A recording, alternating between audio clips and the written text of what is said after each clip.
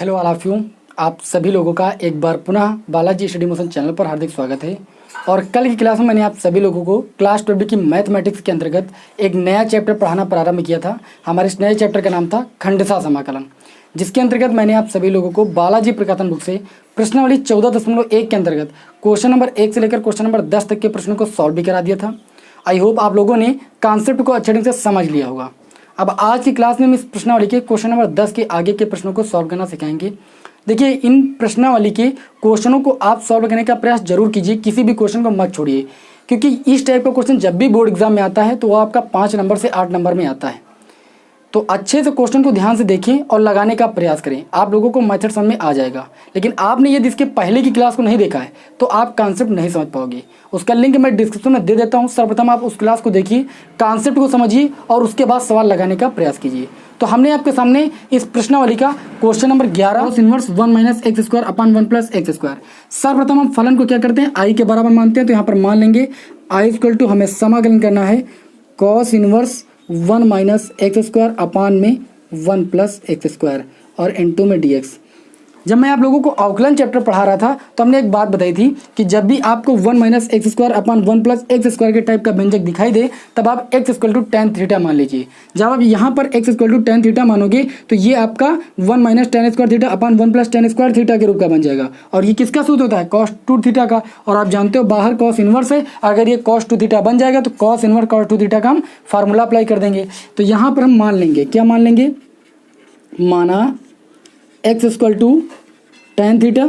अब यहाँ पर हम क्या करेंगे, दोनों पक्षों का x के सापेक्ष अवकलन, तो x का x के सापेक्ष अवकलन 1 हो जाएगा और tan थीटा का अवकलन कितना हो जाएगा, sec² थीटा। थीटा क्या करेंगे तो d थीटा अपन कितना हो जाएगा, dx। यहाँ से अगर हम dx की वैल्यू निकालेंगे तो हमें मिल जाएगी sec² थीटा और इनटू में d थीटा। अब इस फंक्शन में जब आप वैल्यू पुट करोगे तो ये पूरा फंक्शन आपका थीटा के पदों में बन जाएगा। ये आपका हो जाएगा आई = समाकलन ऑफ cos इनवर्स ब्रैकेट के अंदर 1 - x के स्थान पर आप पुट करोगे tan थीटा, तो ये हो जाएगा tan² थीटा अपान में आपको हो जाएगा 1 + tan² थीटा। dx के स्थान पर आप पुट कर सकते हो sec² थीटा और इनटू में d थीटा। ये आपका हो जाएगा आई = समाकलन ऑफ cos इनवर्स, ये किसका फार्मूला है, cos 2 थीटा का, इनटू में आपका हो जाएगा sec² थीटा और ये आपका हो जाएगा d थीटा। ये बात समझ में आ रही ना। ये आपका हो जाएगा आई = समाकलन of cos inverse cos theta, theta के बराबर होता है, थीटा के स्थान पर यहाँ पर 2 थीटा है तो 2 थीटा और इनटू में आपका हो जाएगा sec² थीटा और आपका ये हो जाएगा d थीटा। यहाँ से देखें तो 2 बाहर हो जाएगा, समाकलन हो जाएगा थीटा इंटू sec² थीटा का थीटा के सापेक्ष। अब हमने आप लोगों को एक सूत्र बताया था आइलेट। कौन सा सूत्र बताया था, ILATE। आइलेट में बताया था कि ये आपका इनवर्स फंक्शन होता है, ये आपका लॉगरिथमिक फंक्शन, ये अलजेब्रिक और टी का मतलब ट्रिग्नोमेट्रिक, ई का मतलब एक्सपोनेंशियल यानी चरघातांकी फलन। तो यहाँ पर अगर देखें तो ये आपका अलजेब्रिक फंक्शन है और ये आपका ट्रिग्नोमेट्रिक फंक्शन है। ट्रिग्नोमेट्रिक फंक्शन जो है आपका 1 2 3 4 नंबर पर पढ़ा है और अलजेब्रिक 3 नंबर पर पढ़ा है। तो 3 नंबर वाले को फर्स्ट मानेंगे और ट्रिग्नोमेट्रिक फंक्शन को हम सेकंड मानेंगे। तो ये बात समझ आ गई। अब इसका क्या कर देंगे, हम खंडसा समाकलन कर देंगे। तो खंडसा समाकलन करेंगे तो थोड़ा ऊपर हमें रफ करना पड़ेगा, ठीक है। तो ये आपका हो जाएगा आई = देखिए यहाँ पर 2 आपका बाहर, उसको बाहर कर लीजिए और यहाँ पर लगा लीजिए ब्रैकेट। प्रथम फंक्शन को हम क्या करेंगे, छोड़ेंगे और द्वितीय फंक्शन का क्या करेंगे, समाकलन करेंगे। किसके सापेक्ष, थीटा के सापेक्ष। क्यों, क्योंकि ये पूरा फंक्शन आपका थीटा के पदों में लिखा हुआ है। उसके बाद माइनस लगाएंगे, समाकलन का चिन्ह लगाएंगे, अवकलन करेंगे थीटा के सापेक्ष प्रथम फंक्शन का, क्या है आपका थीटा, फिर समाकलन करेंगे किसका, sec² थीटा का थीटा के सापेक्ष। इसको एक ब्रैकेट के अंदर कर लेंगे और इसका थीटा के सापेक्ष अगेन समाकलन करेंगे, जो भी आएगा। तो ये आपका हो जाएगा आई = 2 ब्रैकेट लगाइए, ये आपका हो जाएगा थीटा, sec² थीटा का समाकलन कितना होता है, tan थीटा, फिर माइनस लगाइए, थीटा का थीटा के सापेक्ष अवकलन 1 हो जाएगा, sec² थीटा का समाकलन आपका tan थीटा हो जाएगा और इनटू में आपका हो जाएगा d थीटा। ये बात समझ आ गई। इस ब्रैकेट को आप ऑफ कर लीजिए यहाँ पर। अब देखिए आपको क्या मिलेगा, थोड़ा नीचे हम रफ करेंगे। ये आपका हो जाएगा आई = 2 ब्रैकेट के अंदर आपका हो जाएगा थीटा और इनटू में tan थीटा माइनस, देखिए ये आपका 1 का गुणा tan थीटा से होगा तो tan थीटा हो जाएगा। tan थीटा का समाकलन कितना होता है आपका, log sec थीटा होता है, आप सभी को पता है log sec थीटा हो जाएगा और प्लस का आप c भी जोड़ सकते हो। तो यहाँ पर देखें तो आंसर आपको थीटा के पदों में प्राप्त हुआ है, जबकि क्वेश्चन हमारा x के पदों में था और हमने माना था, क्या माना था, हमने माना था X equal to tan theta, यानी टेन थीटा बराबर क्या होता है, लंब बटे आधार, यानी लंब की वैल्यू एक्स है, आधार की वैल्यू 1 है। यहाँ पर हम एक समकोण त्रिभुज बना लेंगे। ये एंगल अगर थीटा है तो ये भुजा लंब हो जाएगी, लंब की वैल्यू एक्स है, ठीक है। और उसके बाद लंब बटे आधार होता है, आधार की वैल्यू कितनी है, 1 है। कड़ निकालेंगे तो हमें मिल जाएगा आधार का स्क्वायर यानी 1 प्लस लंब का स्क्वायर यानी एक्स स्क्वायर, तो under root 1 plus X square हमें कड़ मिल जाएगा। अब यहाँ से आप किसी की भी वैल्यू निकाल सकते हो। आई इक्वल टू आपका जाएगा 2, देखिए थीटा की वैल्यू यहाँ से आप निकालोगे तो tan इधर आएगा, tan इनवर्स में बदल जाएगा, तो ये आपका tan इनवर्स x हो जाएगा। और tan थीटा के स्थान पर आप x पुट कर सकते हो, तो इंटू में x हो जाएगा माइनस ये आपका हो जाएगा log sec थीटा बराबर क्या होता है, कड़ बटे आधार। तो कड़ की वैल्यू देखिए तो आपकी है under root 1 plus X square, और आधार की बात करें तो आपका 1 है, 1 लिखो या ना लिखो, ठीक है। प्लस या आप बाद में जोड़ सकते हो, कोई दिक्कत नहीं। अब यहाँ पर अगर देखें तो आपको आंसर मिल जाएगा आई इक्वल टू 2 का गुणा इससे होगा तो 2x tan इनवर्स x, 2 का मल्टीप्लाई इससे करेंगे तो माइनस का 2। देखिए अंडर रूट का मतलब पावर 1/2, और लॉगरिथमिक की प्रॉपर्टी से पावर कहाँ आ जाती है, आगे आ जाती है, तो ये पावर आपकी आगे आ जाएगी। अंडर रूट का मतलब 1/2 और 1/2 पावर आगे आ जाएगी लॉगरिथमिक की प्रॉपर्टी से, और ये हो जाएगा log 1 प्लस एक्स स्क्वायर। इतनी बात समझ में आ गई।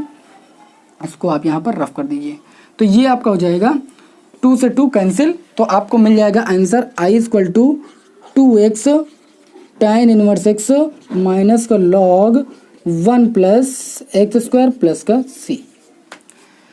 तो आई होप आप लोगों ने पहले क्वेश्चन को अच्छे ढंग से समझ लिया होगा।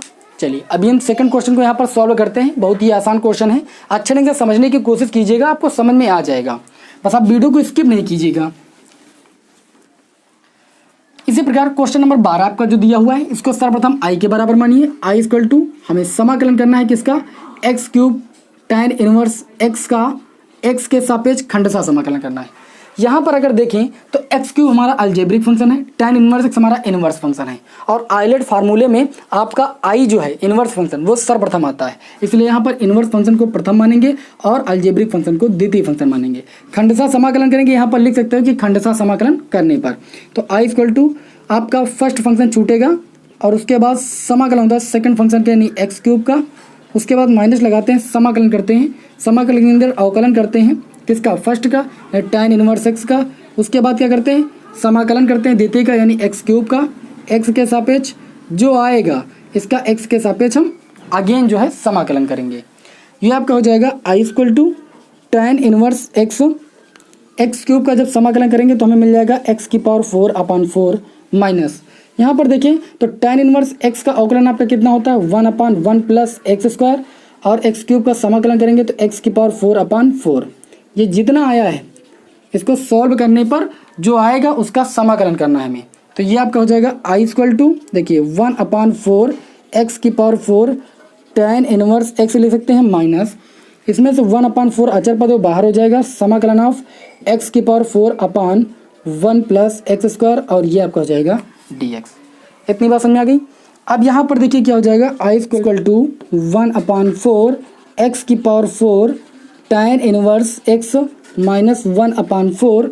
यहाँ पर आप क्या कीजिए, x की पावर 4 है, ऊपर माइनस 1 घटा दीजिए और प्लस 1 जोड़ दीजिए, अपान में 1 प्लस एक्स स्क्वायर हो जाएगा और इनटू में dx। यहाँ पर देखें तो x की पावर 4 को ले सकते हैं एक्स स्क्वायर का होल स्क्वायर, तो ये आपका हो जाएगा I equal to 1/4 tan inverse x, और यहाँ पर x की पावर 4 भी है, ठीक है, और माइनस का 1/4 समाकलन ऑफ, इसको ले सकते हो एक्स स्क्वायर का होल स्क्वायर, 1 को ले सकते हो 1 का स्क्वायर, तो ये आपका हो जाएगा a square minus B square, यानी a प्लस बी एक ब्रैकेट में और a माइनस बी एक ब्रैकेट में, अपान में हो जाएगा 1 प्लस एक्स स्क्वायर। इसको अलग कर लीजिए और प्लस 1 को आप अलग कर लीजिए, तो समाकलन ऑफ 1/1 प्लस एक्स स्क्वायर का समाकलन अलग हो जाएगा। इस ब्रैकेट को आप यहाँ से लगा लीजिए और इसको यहाँ पर ऑफ कर दीजिए। इतनी बात समझ में आ गई कि नहीं आ गई। चलिए इसको आगे सॉल्व करते हैं हम। ये आपका हो जाएगा आई इक्वल टू 1/4 एक्स की पावर 4, और ये आपका हो जाएगा tan इनवर्स x, फिर माइनस 1/4। यहाँ पर आपका क्या बचेगा, देखिए एक्स स्क्वायर प्लस वन से x square plus one cancel हो जाएगा, यानी वन प्लस एक्स स्क्वायर या एक्स स्क्वायर प्लस वन एक ही चीज़ है, तो ये चीज़ कैंसिल हो जाएगी। यहाँ पर आपका बचेगा क्या, समाकलन ऑफ एक्स स्क्वायर, तो एक्स स्क्वायर का समाकलन होता है एक्स क्यूब अपॉन 3, फिर माइनस लगा माइनस लगाइए, dx का समाकलन कितना हो जाएगा आपका x हो जाएगा, फिर प्लस लगा प्लस लगाइए, 1/1 प्लस एक्स स्क्वायर का x के सापेक्ष समाकलन कितना होता है tan इनवर्स x होता है, और प्लस c आप जोड़ दीजिए यहाँ पर, और ये आपका क्या हो जाएगा, इस क्वेश्चन का आंसर हो जाएगा। ठीक है, तो आई होप आप लोगों ने क्वेश्चन नंबर 12 को भी अच्छे ढंग से समझ लिया होगा। अब इसको यहाँ पर हम रफ करेंगे और आगे के क्वेश्चन आप लोगों को बताएंगे। अब हमने आपके सामने इस प्रश्नावली का क्वेश्चन नंबर 13 और क्वेश्चन नंबर 14 नोट किया है। हमें क्या करना है, इन फलनों का खंडशः समाकलन करना है। तो यहाँ पर जो भी फलन दिया गया है, सर्वप्रथम इसको हम आई के बराबर मान लेंगे, माना आई इक्वल टू हमें समाकलन करना है साइन रूट एक्स का एक्स के सापेक्ष।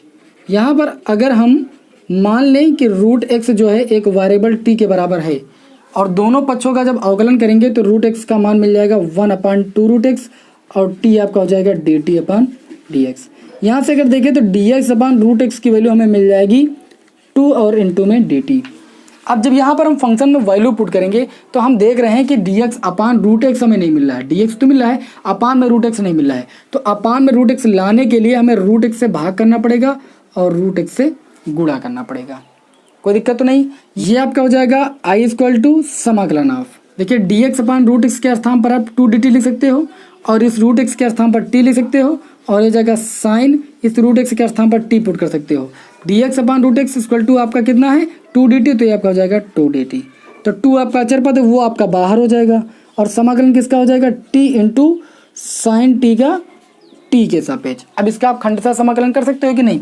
देखिए t आपका क्या अलजेब्रिक फंक्शन, साइन t आपका क्या है ट्रिग्नोमेट्रिक फंक्शन है, तो इसको आप सेकंड मान लेना और इसको आप प्रथम मान लेना। चलिए इसका खंडशः समाकलन करते हैं। ये आपका हो जाएगा आई इक्वल टू 2 आपका अचर पद है वो बाहर हो जाएगा, यहाँ पर आप ब्रेकेट लगाइए, प्रथम फंक्शन आप छोड़िए, समाकलन कीजिए किसका सेकंड फंक्शन का, फिर माइनस लगाइए समाकलन ऑफ, फिर यहाँ पर क्या करेंगे इसके अंदर अवकलन करते हैं। अब चूंकि टी के पदों में फंक्शन है तो टी के सापेक्ष अवकलन करेंगे किसका, प्रथम फंक्शन का यानी टी का, फिर समाकलन करेंगे किसका, द्वितीय फंक्शन का, और फिर जो आएगा हल करने पर इसका अगेन क्या करेंगे हम टी के सापेक्ष समाकलन करेंगे। इस ब्रैकेट को यहाँ से ऑफ कर दीजिए।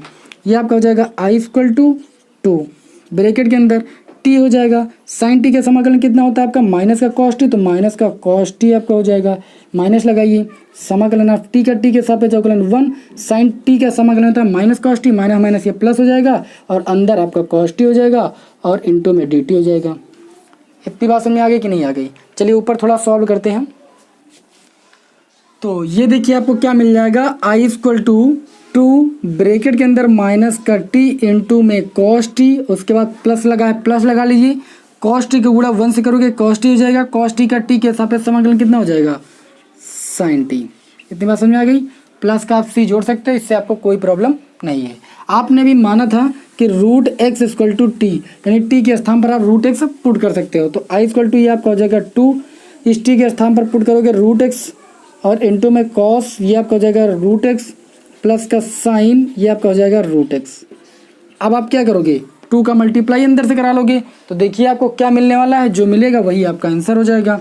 आई इक्वल टू आपको मिल जाएगा माइनस का 2 root x cos root x और plus sine root x plus का सी। ये आपका इस क्वेश्चन का क्या हो जाएगा आंसर हो जाएगा।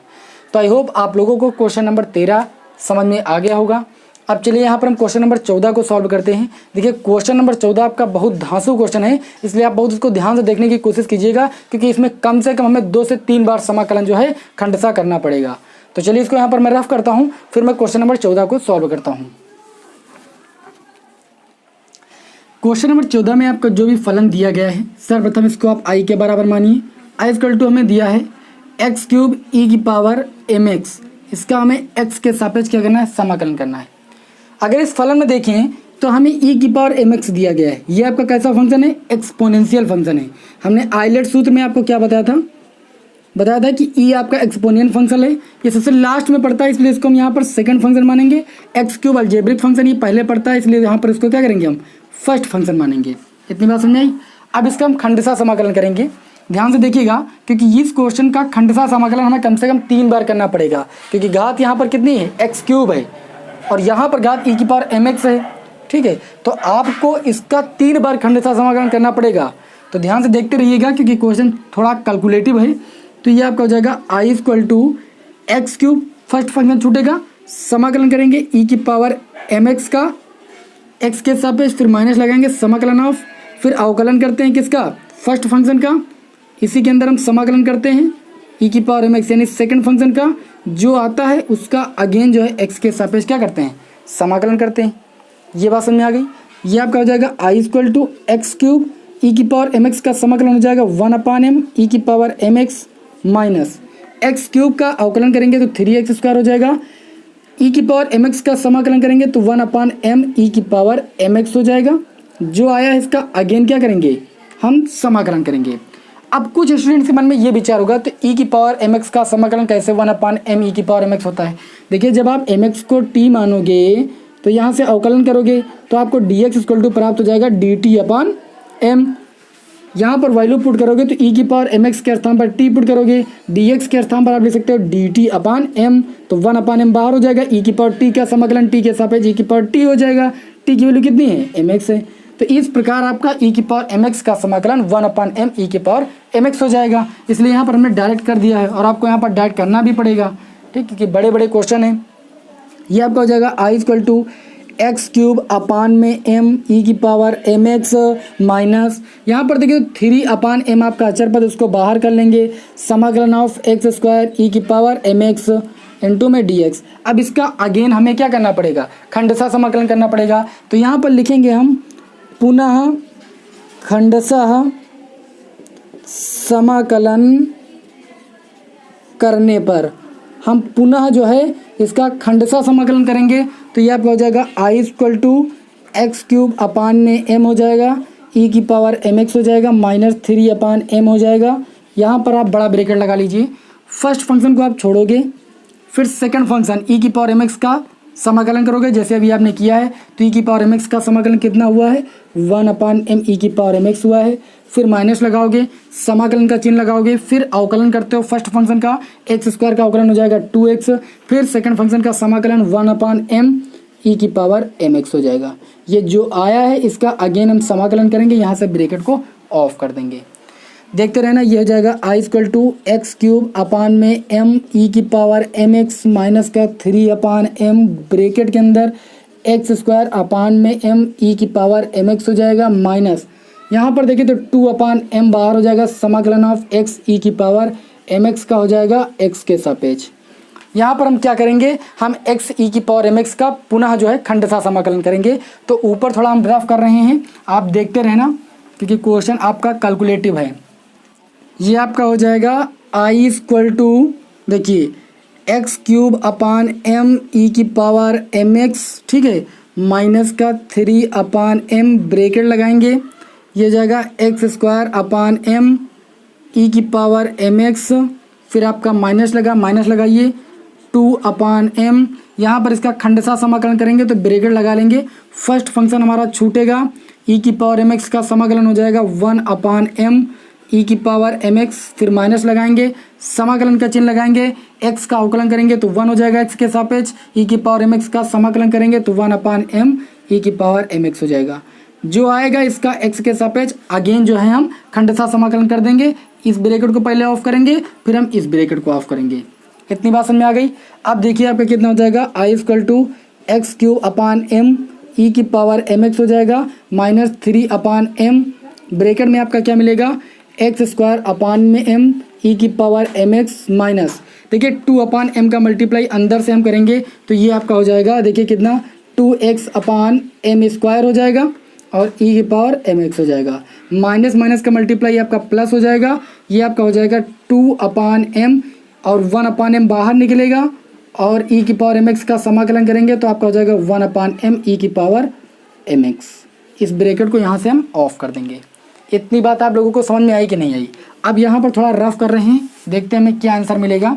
ये i = आपका हो जाएगा x³/m e⁻mx माइनस 3/m। यहाँ पर देखें तो आपका हो जाएगा एक्स स्क्वायर अपान में एम ई की पावर एम एक्स माइनस का 2x अपान में एम स्क्वायर ई की पावर एम एक्स प्लस का आपका हो जाएगा, ठीक है। 2 1 1 का मल्टीप्लाई 2 अपान में एम एम एम का मल्टीप्लाई एम क्यूब ई की पावर एम एक्स। इस ब्रैकेट को ऑफ कर दीजिए। अब यहाँ पर आप 3 अपान एम का मल्टीप्लाई प्रत्येक पद से कर दीजिए, तो देखिए आपको क्या मिलेगा, I equal to x cube upon में एम ई की पावर एम एक्स माइनस का 3 अपान एम का मल्टीप्लाई इससे करेंगे तो 3x स्क्वायर अपान में कितना हो जाएगा एम स्क्वायर और ई की पावर कितना हो जाएगा एम एक्स, माइनस माइनस का मल्टीप्लाई प्लस हो जाएगा, 3 और 2 का मल्टीप्लाई 6 हो जाएगा, ऊपर x है अपान में एम स्क्वायर एम का मल्टीप्लाई एम क्यूब हो जाएगा और ई की पावर कितना हो जाएगा एम एक्स, माइनस और प्लस का मल्टीप्लाई माइनस हो जाएगा, 3 और 2 का मल्टीप्लाई 6 हो जाएगा, यहाँ पर m और m क्यूब का मल्टीप्लाई m की पावर 4 हो जाएगा और e की पावर mx हो जाएगा। प्लस का आप c जोड़ सकते हो, कोई दिक्कत नहीं है। अब इन सारे पदों में आपका क्या कॉमन मिलेगा, 1 अपान एम ई की पावर mx। तो देखिए आपको क्या मिलने वाला है, मैं ऊपर थोड़ा रफ कर रहा हूँ। ये आपको मिल जाएगा i इक्वल टू, देखिए 1 अपान एम हमने कॉमन लिया है, ई की पावर mx कॉमन लिया है, ठीक, इतना ही कॉमन मिलेगा क्योंकि यहाँ पर एक्स क्यूब है, यहाँ पर एक्स स्क्वायर है, यहाँ पर एक्स है, लेकिन यहाँ पर एक्स नहीं है, इसलिए हम एक्स कॉमन नहीं ले सकते। तो ये आपका हो जाएगा, देखिए कितना एक्स क्यूब आपका हो जाएगा, ई की पावर एम एक्स अपान एम कॉमन ही ले लिया है, ये माइनस का आपका हो जाएगा, देखिए आपने कॉमन लिया है 1 अपान एम ई की पावर एम एक्स, तो ये आपका बचेगा 3x स्क्वायर अपान एम, तो 3x स्क्वायर अपान एम लिख देंगे।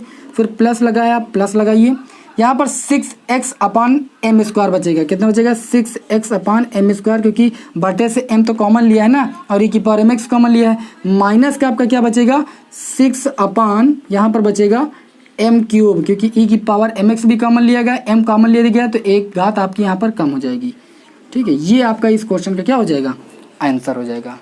तो आई होप आप लोगों ने क्वेश्चन नंबर 14 को समझ लिया होगा, ठीक है। अब इसी क्रम में मैं आप लोगों को आगे के क्वेश्चन बताता हूं, आप ध्यान से देखते रहिएगा क्योंकि आज की क्लास में हम इस प्रश्नावली को समाप्त करने वाले हैं।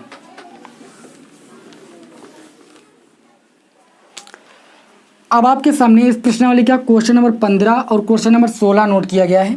यहाँ पर मैं आप लोगों को एक क्वेश्चन सॉल्व करके दिखाऊंगा, एक क्वेश्चन में आपको हिंट दी जाएगी, उसको आपको स्वयं सॉल्व करना है।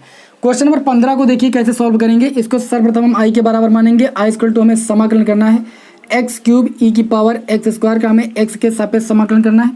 यहाँ पर देखिए तो ई की पावर एक्स स्क्वायर है, तो एक्स क्यूब को हम थोड़ा सा तोड़ सकते हैं ऐसे, एक्स स्क्वायर इंटू में एक्स और इंटू में ई की पावर एक्स स्क्वायर।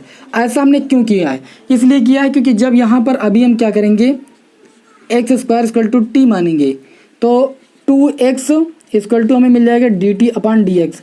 यहाँ से x dx की वैल्यू हमें कितनी मिल जाएगी dt अपान 2, इतनी तो मिल जाएगी। x dx इक्वल टू आपको मिल जाएगा dt अपान 2। तो यहाँ पर x dx के स्थान पर dt अपान 2 पुट कर सकते हो और ये e की पावर t हो जाएगा, ये t हो जाएगा। i इक्वल टू आपको मिल जाएगा समाकलन ऑफ t इंटू ई की पावर t और x dx के स्थान पर आप पुट कर सकते हो dt। अब आप इसका खंडसा समाकलन बहुत ही सरल तरीके से कर सकते हो, ध्यान से देखिएगा। आई इक्वल टू, देखिए ये आपका एक्सपोनेंशियल फंक्शन, इसको आप सेकंड मानिए, ये आपका अलजेब्रिक फंक्शन, इसको आप फर्स्ट मानिए।